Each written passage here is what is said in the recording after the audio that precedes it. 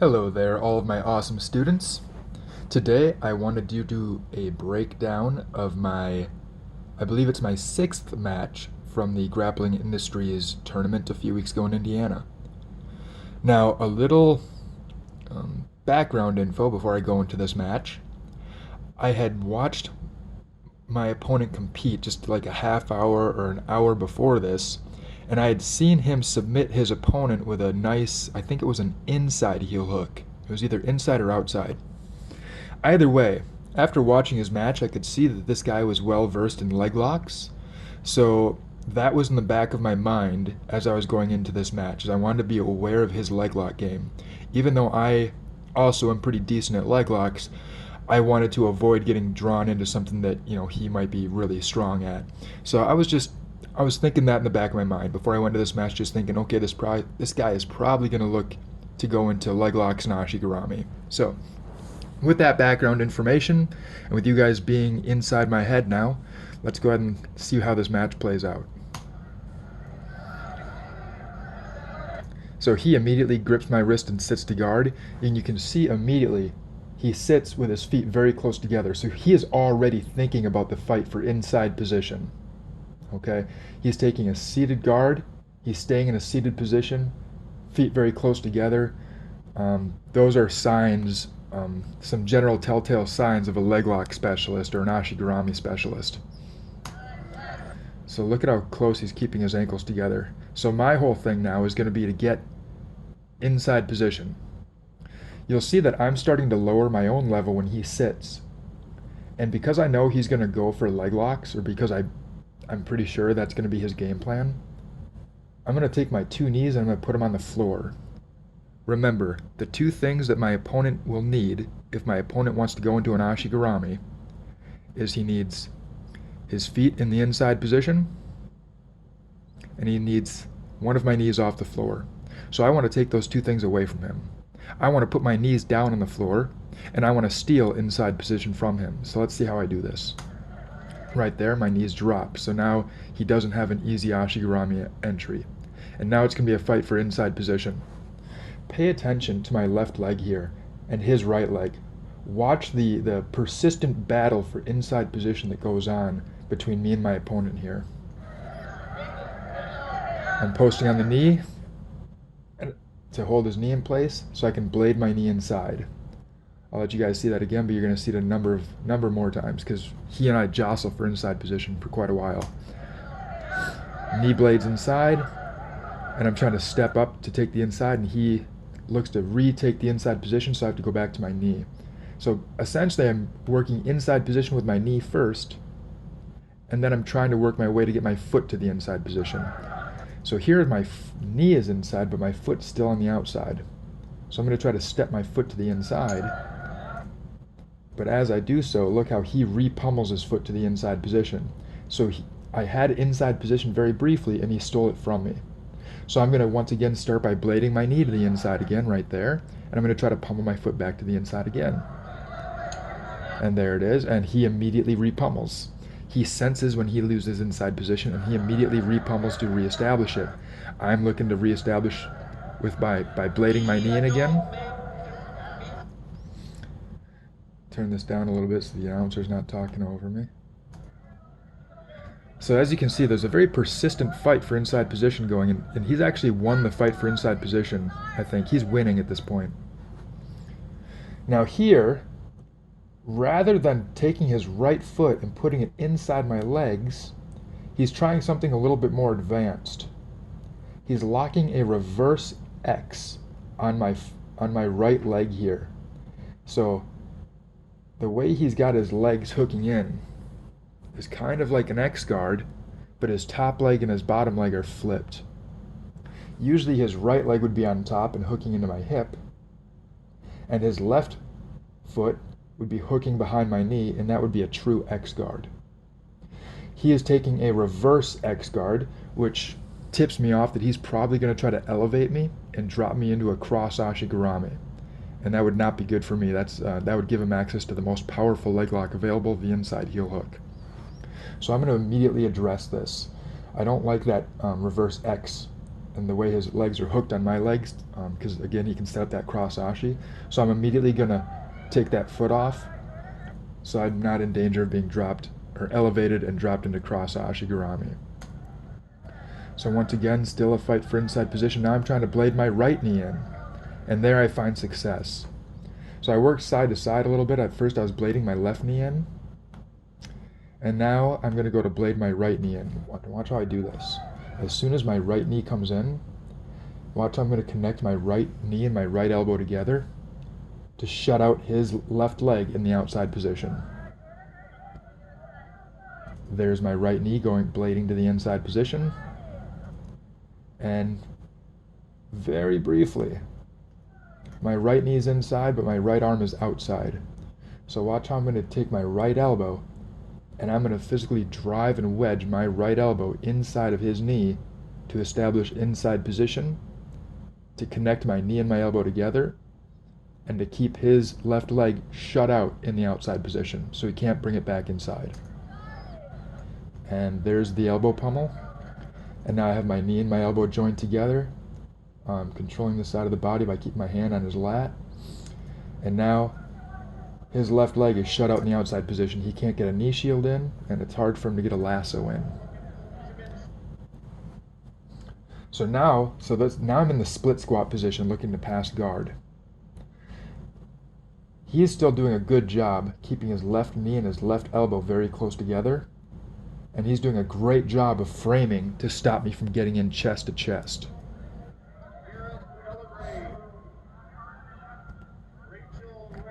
You're going to see I'm going to make a first attempt to drop down and get chest to chest and control the head. So as I'm trying to flatten this frame, I take a control of his head and I'm trying to establish chest to chest pressure. However, because he has the inside position with his elbow, he's going to start to curl his body. You're going to see his hips and his shoulders come off the floor, and he's going to start to round his body so he can start to off-balance me. Right there. Now that rounded body allows him to start pushing me away to get me out of balance. I'm kind of a little destabilized, and he can break that chest-to-chest connection that I was trying to establish. Now the thing that allowed him to do this was the fact that he had this left elbow. If that left elbow frame was not inside, he would not have been able to elevate me and off-balance me like that. It's this left elbow pushing up in my chest that does not allow me to get chest-to-chest connection. So that now becomes my new, target or objective, is to find a way to clear that frame. So I'm going to grab the wrist with both hands, so now I have a 2-on-1 on that frame arm. And I'm flattening it to his chest. Now, I don't know why. Did I do that? He had his knee in a good spot right here. And it went to the outside position. It looks like I used my right knee, so this must have been subconscious on my part. I'm using my right knee here, I think, to push his knee to the outside position and get that knee shield out of the way. But back to our focus on the frame. Watch, I'm going to squash that frame, and now I can get my chest-to-chest connection, and now he can't frame me up like he did before. And this is a good way to pass half guard. If you guys remember, this is just a brief introduction to our half guard that we're going to start studying in a few months. The half guard position is both a great position to sweep from for the bottom person, and it is simultaneously a great position for the top person to pass from. How is this true? It all comes down to whether or not the top athlete can control the bottom athlete's head and shoulders.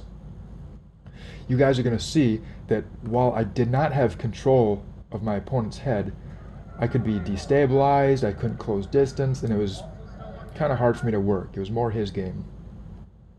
But watch how the game changes immediately once I establish that head control and get chest to chest. Now I want you to see how I can start to flatten him out and force all of his weight onto his outside shoulder. Now my whole thing from here, I've controlled the head, I've gotten chest to chest, I've flattened out the far shoulder. Now what I'm going to look to do is I'm going to look to walk across my partner's body, pummel my elbow inside of his knee, and I want to free the knee of my trapped leg. So again, I want to walk him flat to his body, so I'm going to kind of walk toward the camera in this direction. I'm going to look to drive my right elbow inside of his knee, and then using my inside position, once my elbow's inside the knee, I'm going to perform something very similar to an elbow escape to first free the knee of my trapped leg. Once I have the knee of my trapped leg free, then I focus on freeing the ankle. So passing half guard is really a multi-stage process where you first want to control their head and get chest to chest. You want to flatten them out, and then you want to free the knee of your trapped leg, and then ultimately free the ankle and foot of your trapped leg, and that will be the guard pass. And that's going to be kind of the general process for passing half guard. You force the half guard, control the head, walk them out flat so they can't get on their side, free your knee, and free your ankle. Now you see me trying to fight my right elbow inside of his knee. And now that I have the inside position, now I'm going to look to try to start elbow escaping right there, and I free my right knee. Now that my right knee is free, I want to drop it onto the floor next to his hip to start getting a wedge on either side of his hip. My left knee is a wedge on this side of the hip, and now that my right knee is free from the half guard, I'm going to drop it into the pocket of his far hip, and that's going to allow me to wedge his hips in place. Now, my opponent did something pretty crafty here. He sensed the danger, and he's going to start digging his right arm inside my leg and taking a scoop grip on my left leg right here. His right arm is going to take a scoop on my left leg, and he's going to force me into a deep half guard position. He's starting to elevate that knee. Once the knee goes up over the shoulder, my right leg is starting to get extended. This is now becoming a deep half guard. So this guy's got a decent half guard game.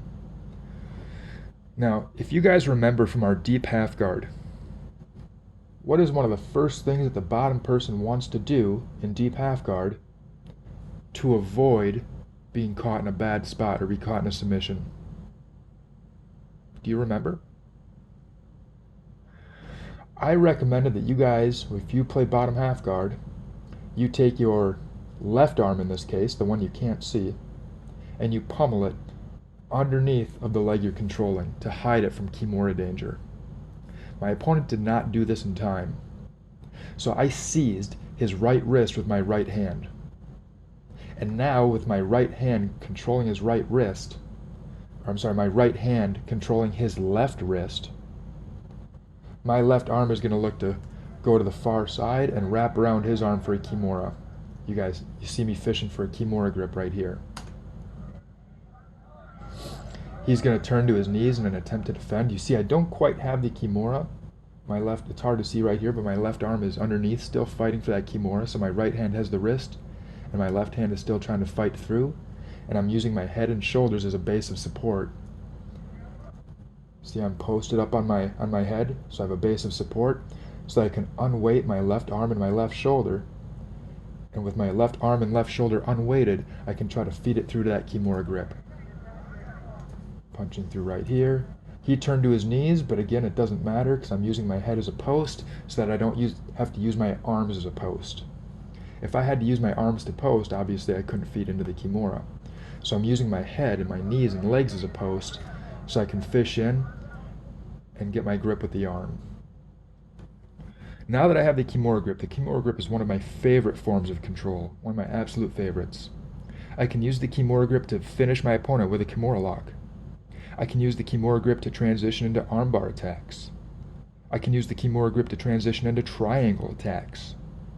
And in this case, I'm going to use the Kimura to transition into my favorite position in all of Jiu-Jitsu, back control. Watch how I'm going to post on my forehead here, and I'm going to backstep with my right leg, so I go climb down his body and start taking the back.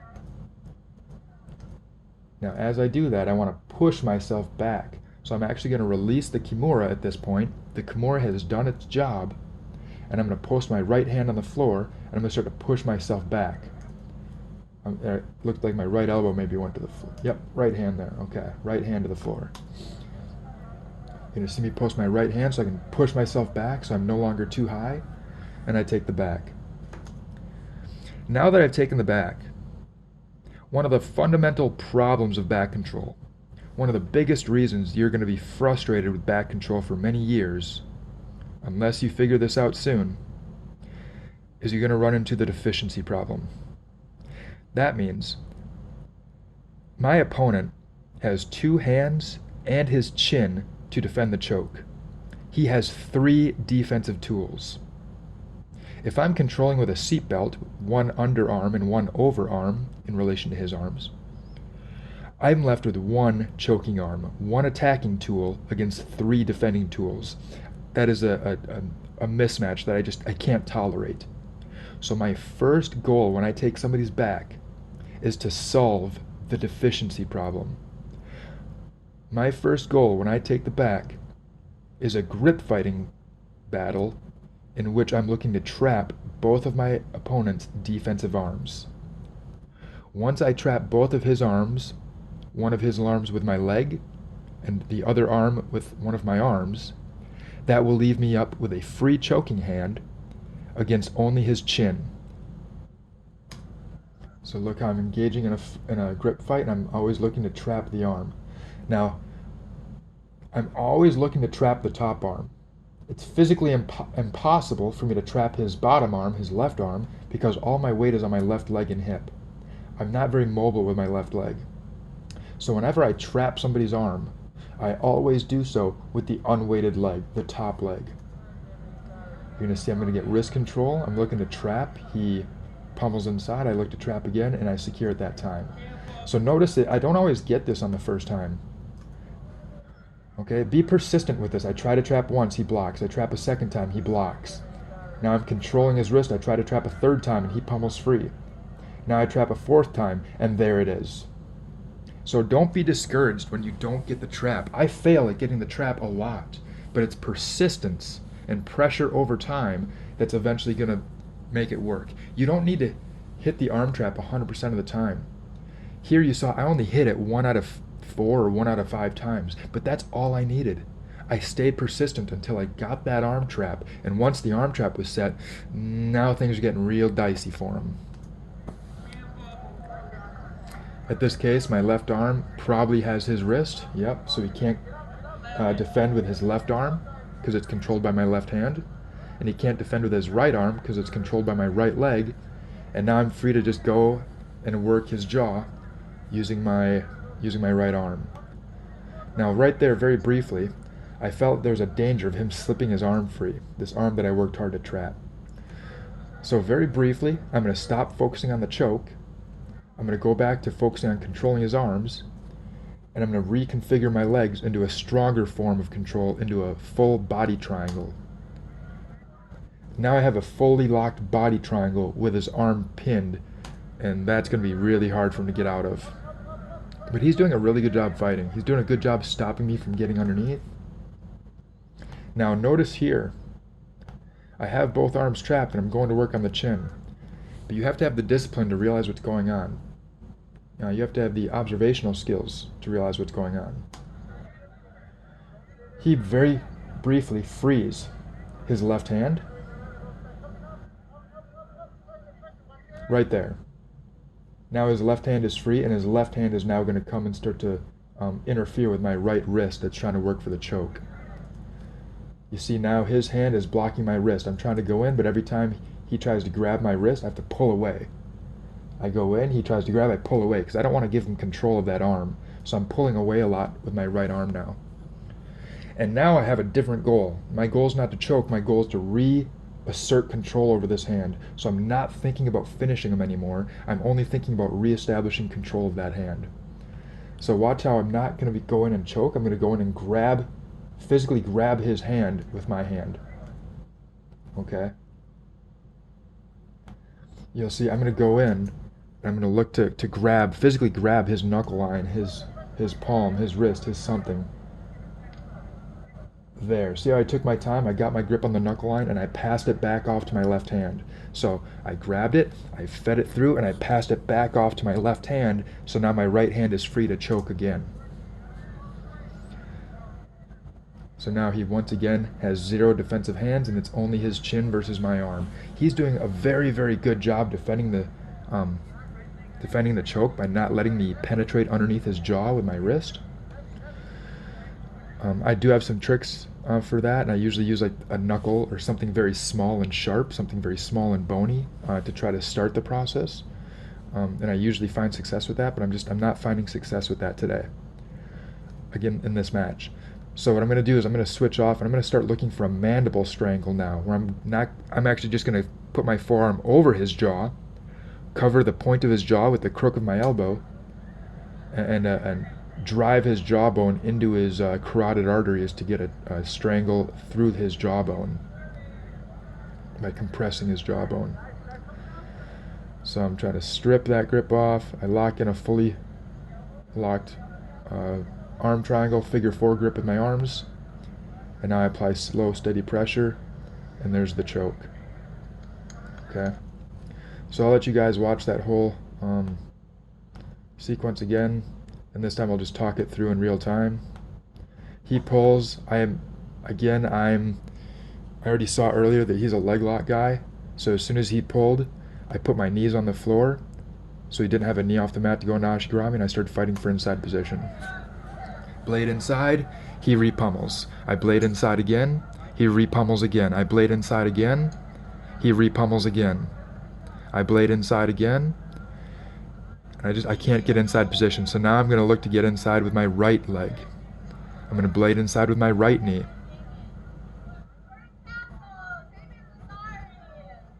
Oh, never mind, he goes to that reverse X. I strip the foot off for reverse X so I don't go to cross Ashi. I blade my right knee to the inside, I connect my right knee and elbow, and now it's about how do I get control of his head and get chest to chest. I'm trying to take care of that frame, trying to crush his frame, and then go in and get head control and chest to chest pressure. I try once, he brings everything back inside.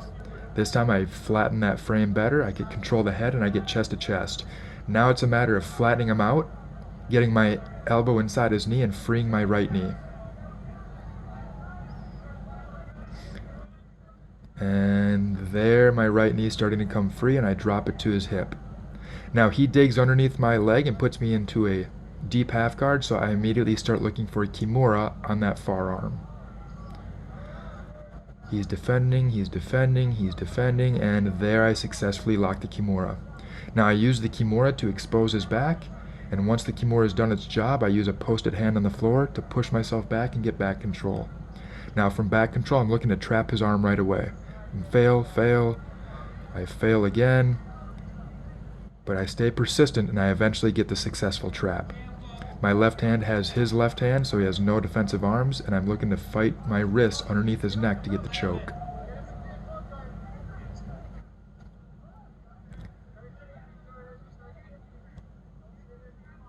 He starts to free his arm, so I switch off to a body triangle with the arm pinned, and I go back to work on the neck.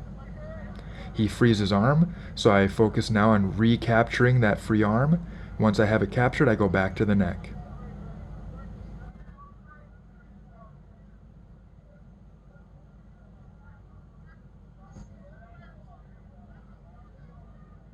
He's writhing around, just trying to stave off the choke.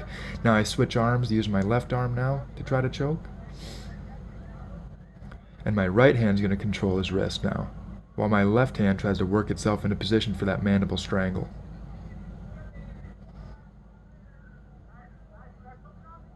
I peel his wrist, and there's the figure 4, and a nice, slow, steady squeeze to eventually get the finish. Alright, hope you guys learned something from that breakdown. Hopefully you guys saw the importance of inside position.